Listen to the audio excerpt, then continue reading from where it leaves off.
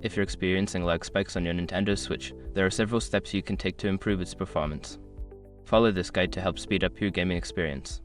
Step 1. Check your internet connection. Ensure that your Wi-Fi connection is stable and strong. Move closer to your router or consider using a wired connection with LAN adapter for better stability. Step 2. Close background applications. Press the home button and close any games or applications running in the background. This can free up system resources and improve performance. Step 3. Update your system. Make sure your Nintendo Switch is running the latest software version. Go to System Settings, select System, then Software Update to check for and install any available updates. Step 4. Clear cache. Clearing the cache can help improve performance. Go to System Settings, select Data Management, then Save Data Cloud Backup, and choose to clear the cache for specific games.